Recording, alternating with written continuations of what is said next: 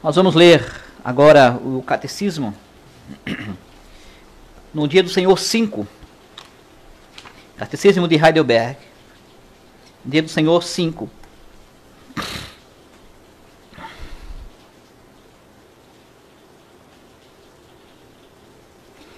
Catecismo de Heidelberg. Dia do Senhor 5. A pergunta 12 é a seguinte: se pelo justo julgamento de Deus merecemos tanto o castigo temporal quanto o eterno, como então poderemos escapar dessa punição para sermos novamente recebidos em graça? Resposta: Deus requer que a sua justiça seja satisfeita. Por isso, nós mesmos devemos satisfazer completamente essa justiça. Ou outro deve fazer isso por nós. Outro homem, né? Pergunta 13. Podemos nós mesmos satisfazer essa justiça? Resposta: certamente que não. Pelo contrário, todos os dias aumentamos a nossa dívida. A pergunta 14. Qualquer mera criatura pode satisfazê-la por nós? Resposta: não. Primeiro, porque Deus não castigará a outra criatura pelo pecado que o homem cometeu. Segundo, porque nenhuma mera criatura pode suportar o peso da ira de Deus contra o pecado, nem libertar outros dessa ira. Pergunta 15. Que tipo de mediador e libertador temos que buscar? Resposta: alguém que seja homem verdadeiro e justo e mais poderoso que todas as criaturas.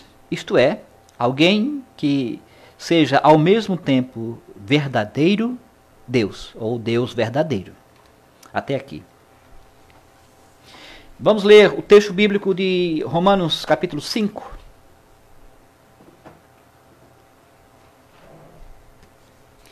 Os versículos de 1 a 11.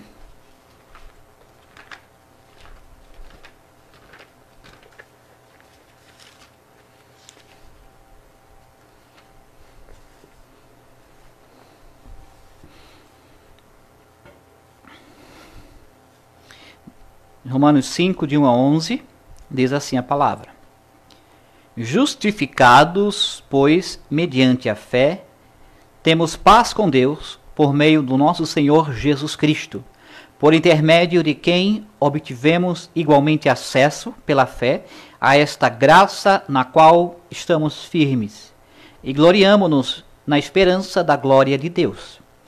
E não somente isto, mas também nos gloriamos nas próprias tribulações, sabendo que a tribulação produz perseverança, a perseverança, experiência, a experiência, esperança. Ora, a esperança não confunde, porque o amor de Deus é derramado em nosso coração pelo Espírito Santo que nos foi outorgado. Porque Cristo, quando nós ainda éramos fracos, morreu a seu tempo pelos ímpios. Dificilmente alguém morreria por um justo, pois poderá ser que pelo bom alguém se anime a morrer. Mas Deus prova o seu próprio amor para conosco, pelo fato de ter Cristo morrido por nós, sendo nós ainda pecadores. Logo, muito mais agora, sendo justificados pelo seu sangue, seremos por ele salvos da ira. Porque se nós, quando inimigos, fomos reconciliados com Deus mediante a morte de seu Filho, muito mais, estando já reconciliados, seremos salvos pela sua vida. E não apenas isto, mas também nos gloriamos em Deus por nosso Senhor Jesus Cristo, por intermédio de quem recebemos agora a reconciliação. Até aqui, irmãos. Amados irmãos, prezados ouvintes da palavra, hoje nós passaremos para a segunda parte do Catecismo. No Dia do Senhor 1, só relembrando, nós tivemos um vislumbre da segunda parte do catecismo, que trata sobre a salvação. Lembrando que domingo 1, e a primeira pergunta e resposta, é como se fosse um grande resumo, uma introdução de todo o assunto do catecismo. Depois de reconhecermos que, se ansiamos por Jesus Cristo, nós temos que saber por que nós precisamos de Jesus Cristo. E após dias do Senhor 2, 3 e 4, fica claro que nós estamos numa situação terrível quando o assunto é nossa condição diante de Deus. De fato, quase poderíamos incluir a pergunta 12, 13 e 14 na primeira parte do catecismo, que revela a nossa miséria, que revela a nossa condição diante de Deus por nós mesmos. Deus nos salva, claro, mas a pergunta é, nos salvaria Deus sem que o seu Filho amado Jesus Cristo, ele morresse pelos nossos pecados? A resposta é não. Deus não salvaria ninguém sem a morte maldita de seu Filho Jesus Cristo. Nós precisamos de tal sumo sacerdote e mediador. Precisamos dele para ser salvos. E é isso que nós confessamos no dia do Senhor 5. Em dia do Senhor 5, encontramos mais uma das impossibilidades de Deus. Quer dizer, Deus não pode negar, não pode revogar a sua própria justiça. A sua justiça tem que ser satisfeita. A santidade do seu ser, a gloriosa perfeição de sua natureza, exige que a sua justiça seja satisfeita. Deus não vai perdoar o pecado sem que haja um pagamento integral. Deus não vai deixar nenhum pecado impune. Ou nós suportamos o castigo pelo pecado, ou outro por nós, como nós aprendemos aqui no domingo 5. Não há uma outra alternativa. O pecado, ele deve ser castigado. O evangelho do Senhor Jesus Cristo é que ele é capaz de pagar o preço pelo nosso resgate. Ele é capaz de fazer o pagamento integral em nosso lugar. E é sobre isso que trata o dia do Senhor 5. O objetivo deste dia do Senhor é deixar claro que não há outro caminho possível pelo qual sejamos salvos. Cristo teve que pagar integralmente, ele teve que assumir o papel do único mediador que era capaz, habilitado a fazer este pagamento em nosso lugar.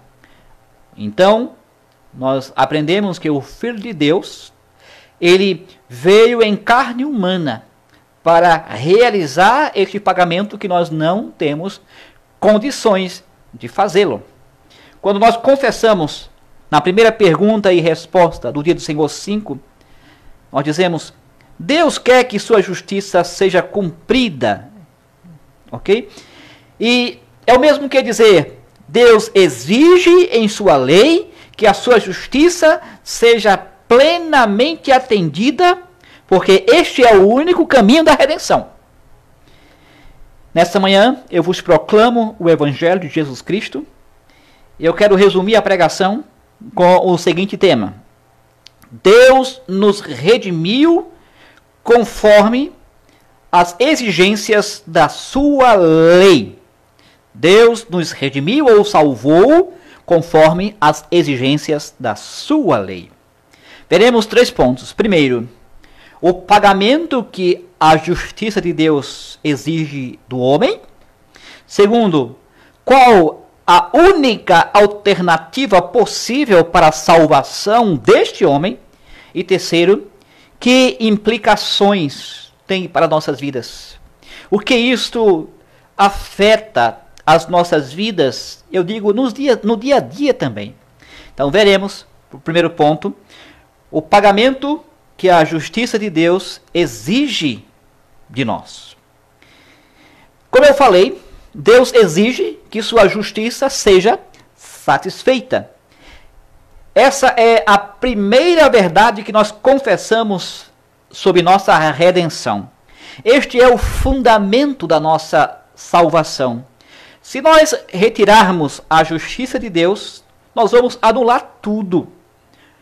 O trono de Deus, ele é constituído em justiça e retidão. Mas a pergunta eu quero fazer agora é: onde é que Deus manda que a sua justiça seja satisfeita? Outra pergunta: qual a sua justiça? E como ela deve ser satisfeita? Irmãos, o que a justiça de Deus requer de nós está escrito na lei de Deus. Nós acabamos de ler no início os 10 mandamentos. Para sabermos o que a justiça de Deus exige de nós, nós temos que nos voltar à lei moral de Deus. Nós não podemos encontrar uma outra resposta senão na própria lei. Deus tem apenas uma vontade, e a sua lei constitui num conjunto de um propósito só. Deus requer obediência a esta lei, que se mostra num relacionamento sadio com Deus, seu Criador, e no relacionamento sadio com os outros, como homens. Nós já vimos no Dia do Senhor 2 que a lei de Deus requer obediência perfeita. E também nós vimos em Dia do Senhor 4 que quando esta perfeita obediência não é prestada a Deus, a lei ela exige que o pecador seja punido com a pena máxima. Eu digo, com o inferno, com os tormentos infernais, com a eternidade sofrendo no lugar de castigo. Mas a pergunta que eu faço agora é: será que Deus pode mudar ou ignorar a sua lei? Será que ele não pode salvar uma outra pessoa de outra forma, fora das exigências da lei de Deus? A resposta é não. Simplesmente não.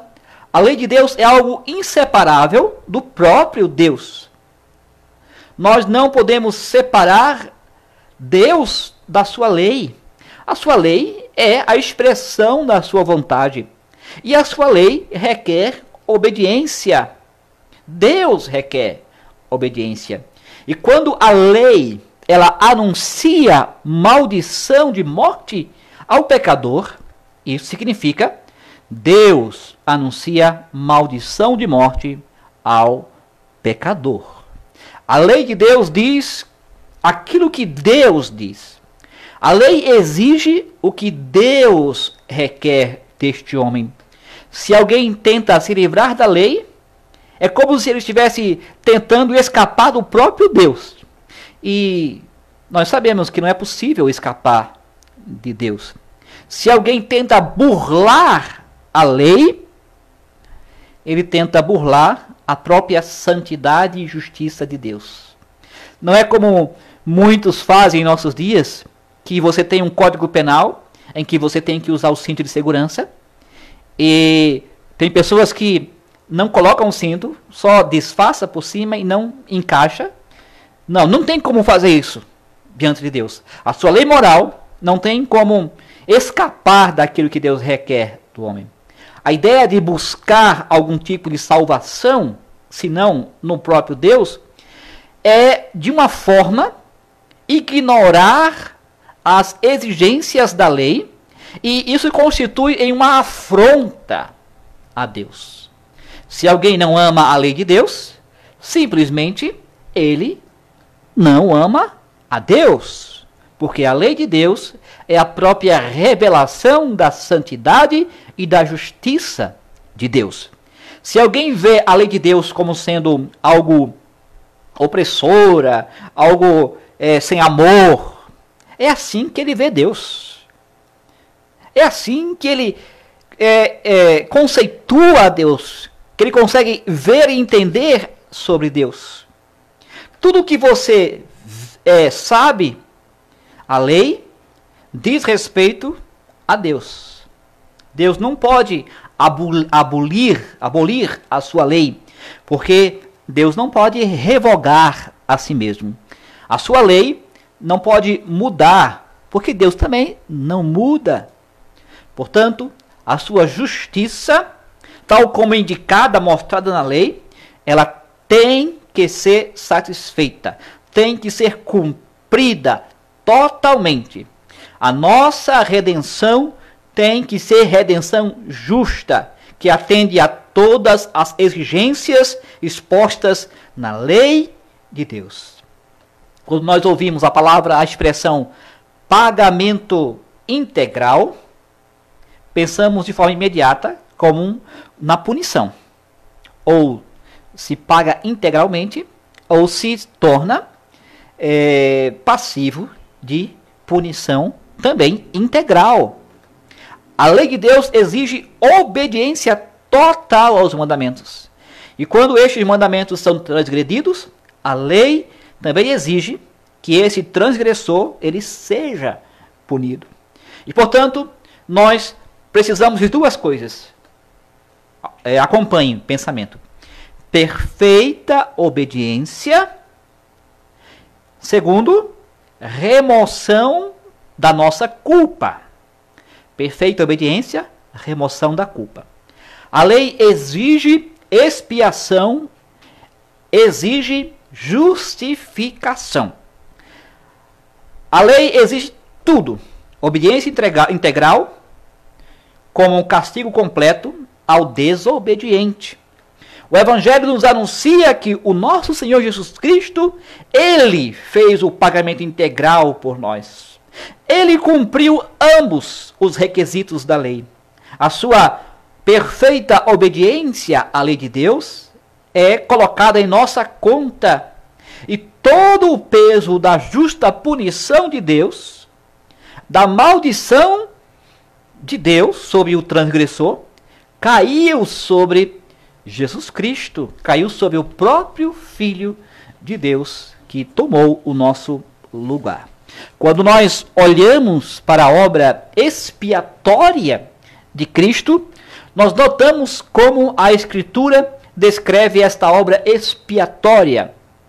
Ela usa palavras como sacrifício, propiciação, quer dizer, desviar de nós a ira, colocar sobre ele, reconciliação, restauração desta comunhão que foi rompida, e redenção, salvação. Cada uma dessas palavras nos traz uma ideia de um aspecto específico desta obra expiatória de Cristo, esta obra de salvação de Cristo. Mas há uma palavra que compreende todos os aspectos desta expiação, que é obediência.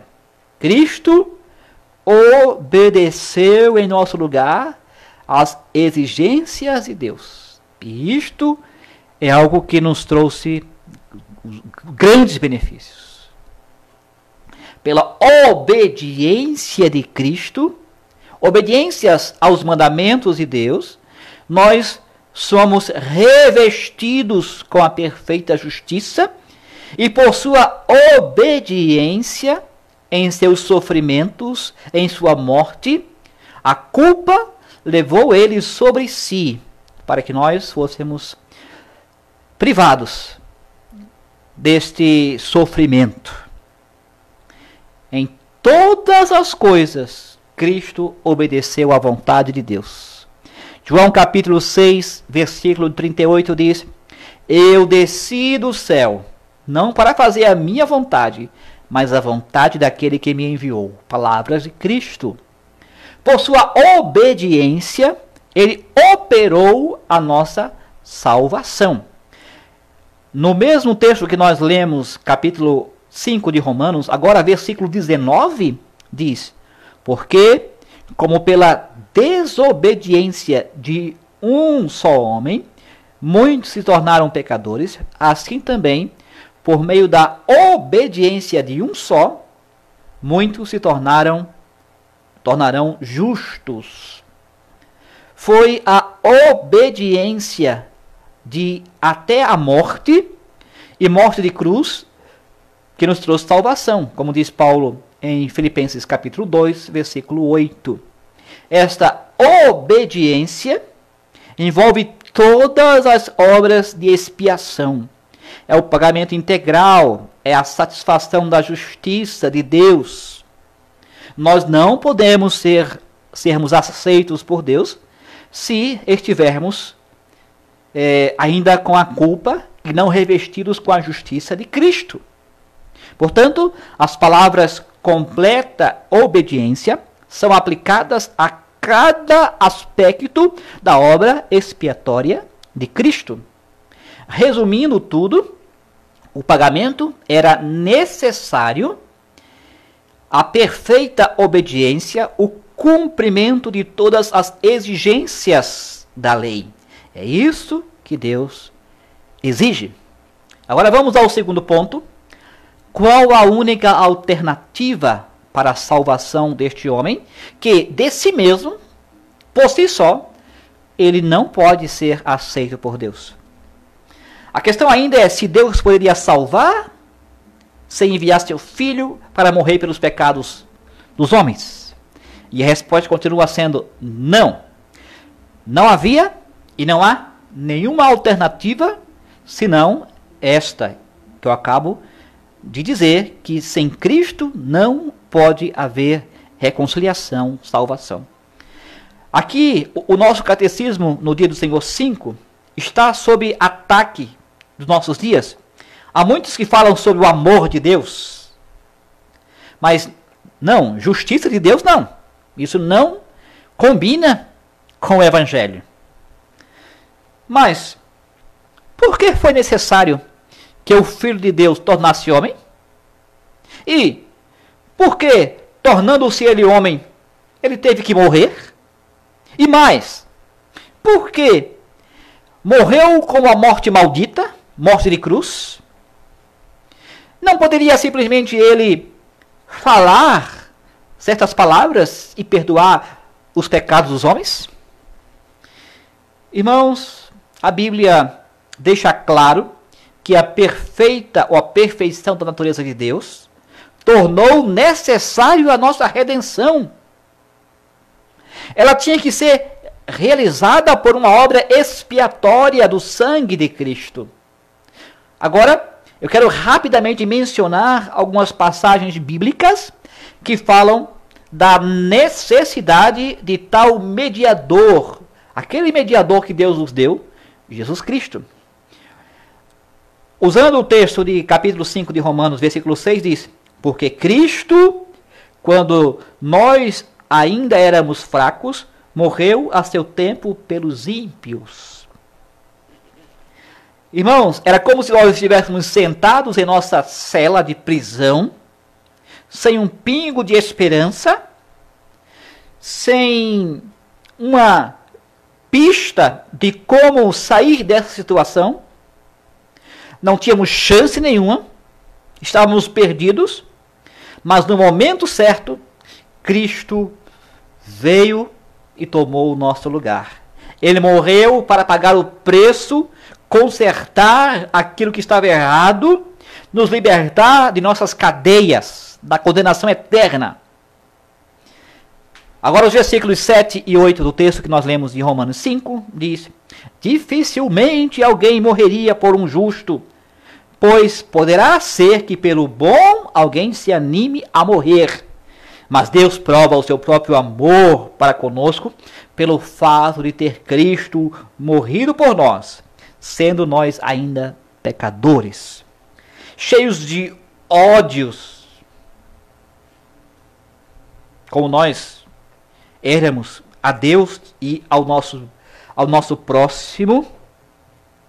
Deus não nos reconcilia, não queria comunhão conosco dessa forma. O que nós só merecemos, de natureza, era perecer eternamente. Mas o Evangelho diz: Cristo deu a sua própria vida para nos tornar amigos, seus amigos, filhos de Deus. Cristo é o único caminho, a única alternativa para que a condição natural do homem, após a queda, claro, fosse restaurada aquela inicial antes da queda. A reconciliação com Deus, o amor perfeito entre a Deus e aos homens, restaurado, e uma comunhão onde poderíamos e podemos desfrutar dos benefícios dessa comunhão. Só temos um caminho, e pela fé nós podemos trilhar este caminho, seguir em frente, confiar que somente Cristo pode nos livrar. E quando cremos, Cristo nos leva a uma liberdade real e gloriosa. E eu quero que você entenda, liberdade aqui que eu falo, liberdade significa que as muitas acusações que pesavam contra nós não pesam mais. Liberdade significa que o julgamento que seria aplicado a nós não cabe mais a nós. Cristo morreu em nosso lugar. Ele nos reconcilia. Ele nos torna amados e preciosos novamente ao nosso Criador. Em resumo, Cristo nos trouxe a paz. É assim que começa Romanos 5, versículo 1. Justificados, pois, mediante a fé, temos paz com Deus por meio do nosso Senhor Jesus Cristo. Temos paz com Deus por meio do nosso Senhor Jesus Cristo. E por último, o que esta verdade do Evangelho influencia as nossas vidas? Para compreender o Evangelho, nós precisamos compreender a justiça de Deus. Precisamos entender que os nossos pecados nos são perdoados apenas pelo pagamento integral da morte amarga e maldita de Cristo. Quer dizer, o Filho de Deus sofreu e morreu por nós. E o Evangelho maravilhoso é este: o nosso santo Deus justifica o ímpio. É isso mesmo. O ímpio, sem Cristo, nós éramos ímpios. Como diz capítulo 4 de Romanos, versículo 5. A maravilha é esta: Deus salva pecadores, sem deixar a sua justiça, sem passar por cima da sua justiça, mas cumprindo a sua justiça. Sim, irmãos, é uma abominação justificar o ímpio. Se nós somos maus, se é uma abominação ao Senhor justificar os ímpios, então como Deus pode nos tornar santos, nos justificar? E ele diz, lá em Êxodo capítulo 23, versículo 7, eu não justificarei o ímpio, diz o Senhor. É uma realidade, sem que haja um pagamento, sem que haja a justiça sendo aplicada.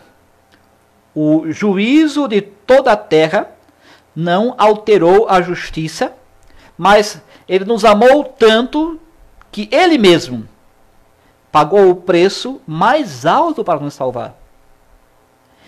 Quer dizer, Deus se fez carne, assumiu a nossa maldição e resguardou, elevou a sua justiça. Juntos estavam a sua justiça e a sua misericórdia. Perfeita misericórdia e perfeita justiça. No Evangelho de Jesus Cristo, não há tensão entre santidade e amor. Não. Ambos são revelados em Cristo, lá no Calvário. Punição completa e salvação completa.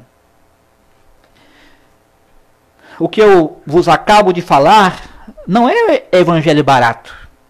Se alguém não crê neste evangelho, então permanece sobre ele a maldição, a condenação.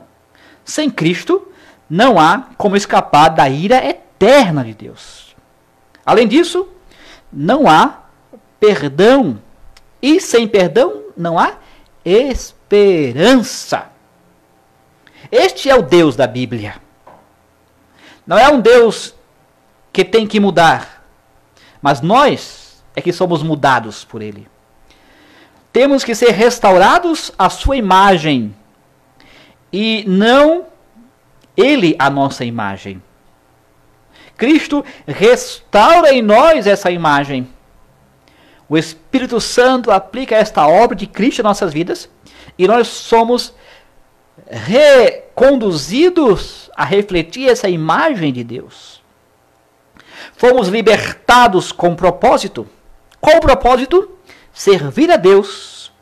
Quando Cristo nos libertou, é mais do que libertar de algo, libertação do pecado. Liberdade em Cristo sempre significa liberdade para.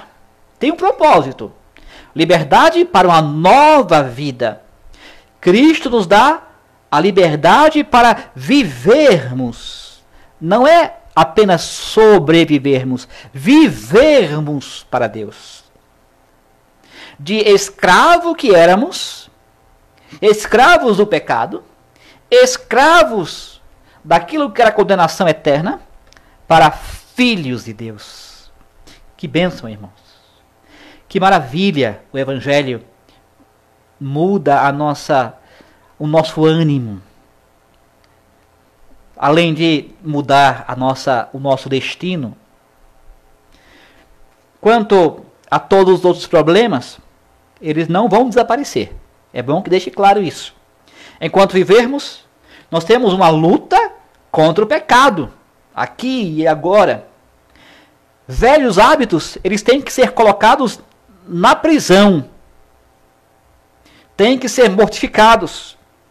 Enquanto vivermos, o principal problema será a nossa obstinada desobediência a Deus. Nós devemos lutar contra a vontade da carne. Nós temos que lutar contra nós mesmos, que é não fazermos a vontade de Deus. A nossa persistência ou persistente inclinação para esquecer da palavra de Deus, de achar que o nosso próprio caminho é o caminho que eu devo trilhar, caminhar, andar. O pecado ainda tem uma raiz, sim, um tronco em todos os problemas. Os problemas que acontecem veio em detrimento do pecado, claro, pecado geral. A miséria, as dores, sofrimentos, isso veio como consequência do pecado. Né? Doenças, amizades desoladas, ansiedade acentuada, outras coisas que nós podemos experimentar. No entanto, agora nesta vida, a visão diante dessas coisas mudaram para nós. Em vez de sermos perseguidos por problemas, de ficarmos incessantemente desencorajados pelas dificuldades, nós vamos nos apegar à paz. Nós vamos nos apegar àquilo que nós somos em Cristo. E ninguém pode tirar isso de nós. Os problemas nós enfrentamos hoje. Os conflitos podem existir. Incertezas podem acontecer em nossas vidas. Tudo isso é como se tornasse pálida em comparação com a grandeza de sermos reconciliados com Deus. Não pode ofuscar. Não pode mudar o nosso ânimo. Não pode mudar a nossa disposição de continuar servindo ao Senhor. Pois Cristo, Ele caminha conosco lado a lado, diante dos problemas, sim. Há um longo caminho a se percorrer. Cristo nos dá forças, nos abençoa com a sua sabedoria, nos enche do seu espírito. Nós somos recebidos no favor de Deus. E à medida que nós vamos caminhando, Ele nos deu vida não apenas no momento, enquanto nos prepara para uma habitação celestial. Ele tem nos lembrado constantemente a escuridão das celas. Ele tem mostrado a nós de que o desejo de voltar para lá não é o caminho que nós devemos seguir. Andar para trás, mas viver caminhando na luz da liberdade do pecado. Vivermos na bela luz da paz com Deus. Deus odeia o pecado. Ele vai lançar os ímpios num fogo inextinguível da sua ira. Não há misericórdia para aqueles que estão vivendo os seus próprios caminhos, que não seguem a Cristo. Deus não vai salvar ninguém sem que o pecado dele seja punido em Cristo. E só recebe o benefício aquele que crê em Cristo, que está em Cristo. Cristo morreu, sofreu a morte vergonhosa, maldita, mas pelos eleitos, para aqueles que creem em Cristo, que confiam em Cristo. Irmãos, seria até uma blasfêmia pensar que o pai faria isso com seu próprio filho, se tal pagamento não fosse necessário. Se não houvesse salvação, ou se houvesse salvação, sem que isto fosse necessário, eu vos pergunto, não seria Deus injusto com o seu próprio filho? Não. Deus não pode revogar a sua própria lei ou negar a sua justiça. Cristo veio a este mundo como o único caminho para a salvação. E isso deve fazer de nós pessoas que amam a lei de Deus e começam a desprezar o pecado, a lutar contra ele. Não brinque com o pecado, pois nenhum pecado pode ficar impune. Cada pecado individual tem que ser punido ao máximo. Cristo carregou o peso desse pecado em nosso lugar. Ou aquele que não está em Cristo, ele vai pagar pelo peso do pecado cometido eternamente. Irmãos, vamos dar graças a Deus, vamos louvar a Deus, vamos servir a Deus com fervor, porque nossa salvação foi preciosa demais, custou muito, e deve ser recebido com todo apreço por nós. Vamos amar a Deus de todo o nosso coração, alma, mente, força, porque Ele nos amou primeiro, tanto que nos deu o seu próprio Filho em resgate de nós, pecadores miseráveis. O seu corpo foi quebrado, o seu sangue derramado para a completa salvação de nossas vidas. Que isso tenha um efeito grandioso em nosso ser. Amém.